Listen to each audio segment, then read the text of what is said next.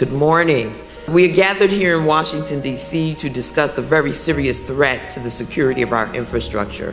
When you think back on recent history, those things that have completely disrupted our lives, in many cases, were the last thing any of us would have ever expected.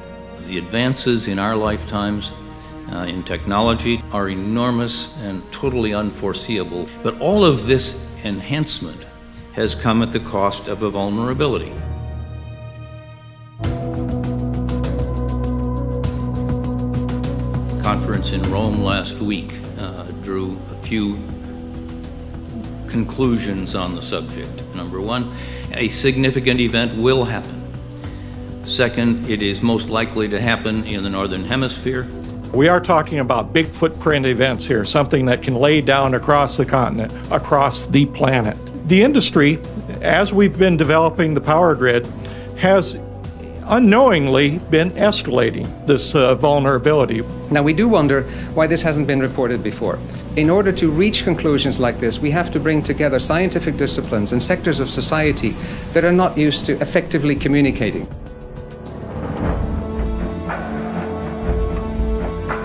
If a camouflage missile with a nuclear warhead is launched from a freighter and it detonates somewhere over the East Coast, the Congressional EMP Commission projected it would mean 70% of the U.S. population would be without power for a number of years. This is Chairman William Graham. EMP is one of a small number of threats that can hold our society at risk of catastrophic consequences. A determined adversary can achieve an EMP attack capability without having a high level of sophistication. They told me about the findings of their Congressional Commission on Electromagnetic Pulse. And that is clearly a threat, and I've spent almost 40 years working on nuclear weapons and nonproliferation. Clearly, although we hope that the odds are very low, that we would be remiss if we did not take appropriate measures. There have been numerous media reports that both Iran and North Korea have been practicing missile launches and detonations consistent with EMP strikes.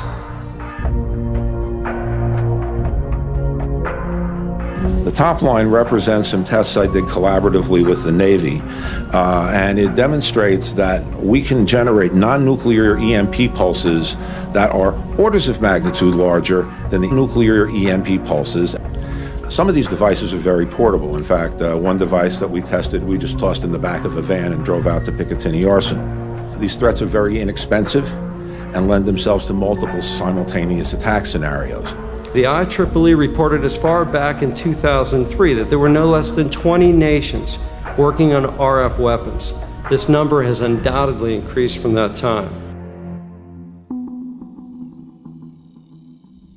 There's a famous joke making the rounds in cybersecurity circles. They talk about there are two kinds of companies, those that have been hacked and those that know they have been hacked. As we move to update our power grid, we're also facing increasing cyber vulnerabilities.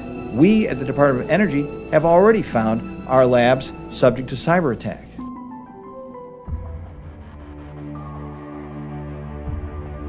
How do we mitigate the impacts of what inevitably is going to happen? Certainly we're running out of time to get an early start here because the threats are not going away and they're in fact evolving. In the case of an EMP event or a solar storm, there are so many actors that will have to play a role. So my first plea is that all need to be involved, crossing civil and military boundaries in scenario planning. This is why we do training in the military, right? So that everybody has a gut instinct for what they know what they're supposed to do next. They need to have all that stuff worked out ahead of time, whether it's a tabletop exercise or a larger scale one. When we think about the 6-month scenario, we're thinking about how do I get power generation on my bases, how do I get a microgrid in place, how do I get power storage that's able to deal with that.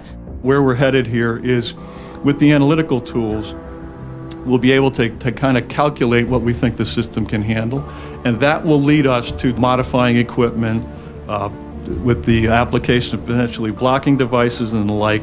We want to see hardened infrastructure throughout the world.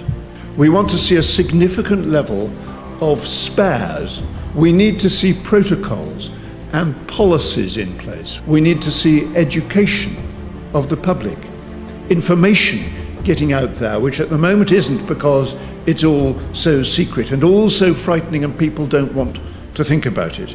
I think the worst possible approach we could take is to just say, this is too big, it's too much, we can't possibly do it, it's overwhelming, it's too big. The real challenge that I think we're facing is that as a culture, as a government, as a civilization, we are very good at learning from experience. When you have a problem which you haven't experienced and the forecast, the level of that problem is so severe potentially that you really don't want to learn from experience. You must invest in resilience. Doing something that it is not proved to the public, it is not popular. Because of that, governments never do preemptive action against disaster. And one thing I've learned, and I think we've all learned, painfully at times, is that it is cheaper and more effective to deal with these problems up front by the investments you make on the front end than to have to deal with the damages and the consequences after some horrible event should occur.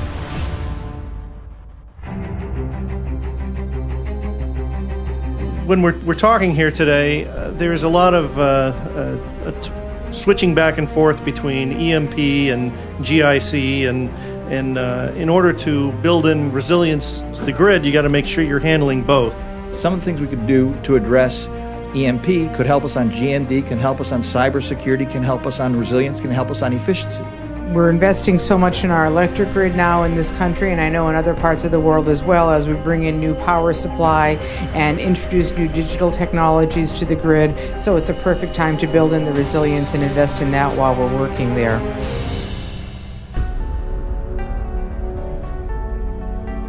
We're having a very different conversation than we were 4 years ago. It's a conversation of now, how do we address this, and we're really getting into the weeds of how to fix it. I want to acknowledge the very good work, including recently, that the Federal Energy Regulatory Commission has done, and their work as well as with NERC. I am happy to report that I think we took a major step toward that goal last week with FERC's final rule on geomagnetic disturbances. We required NERC to develop reliability standards in 2 stages. It requires operating procedures to be developed for restoration in the event of significant damage or long-term outages for equipment on the grid.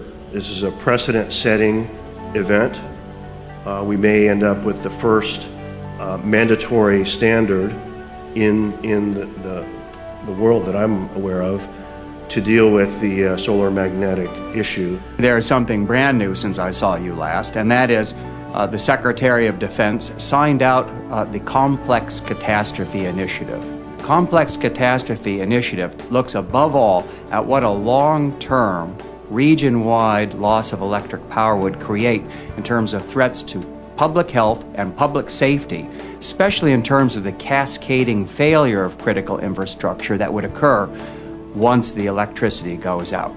I'm delighted to say now that the North American Electric Reliability Corporation has put together a task force, that there is coordinated action between the utilities, between government agencies, and the research organizations in the U.S., Canada. I think this can be broadened to the worldwide community. We're beginning to bring resilience to the national grids around the world, and we're making disaster less likely. It is painfully slow. It's like drawing teeth, but we are getting somewhere, even if too slowly.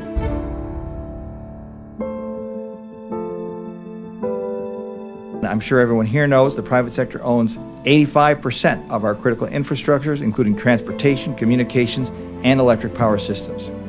That's why these robust public-private partnerships are so important, and that's why this conference is so important. In order to enable international collaboration, we have to standardize, to talk with the same language, so things can be done in collaboration.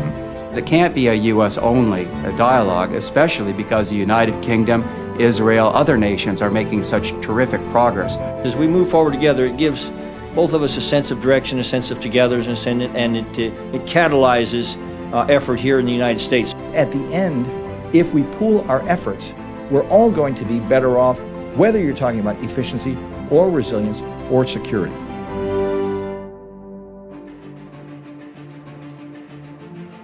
We've heard from regulators, departments and agencies.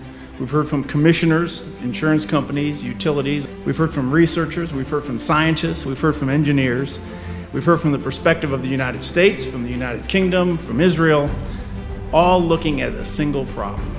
We need to strengthen that bridge between science and policymakers at all levels of the political process. Without this, we will not win the confidence of the public that their money is being spent wisely. This problem cannot be solved without leadership, and with over 3,000 power companies in the United States, that means some of the different U.S. government dimensions that we talked about will have to be involved. The same is true internationally. I know there was a lot of frustration about the industry not getting it. The industry was ignoring this issue. The industry just didn't respond to it. I think over the course of the last couple of years, I think I can tell you now that the industry gets it. We understand that this is a serious issue. We've got to deal with it, and we will. The charge that you have taken upon yourselves is not only timely, but frankly, it's as important as any I think we can conceive. Our electric grid, and by extension, our modern economy and our security, depend on our efforts to build a strong and secure electric grid, transmission, and distribution systems that support it. The U.S. Department of Energy stands ready to continue our partnership and to help however we can in protecting the nation and advancing these critical goals for our generation and all that follow. Thank you.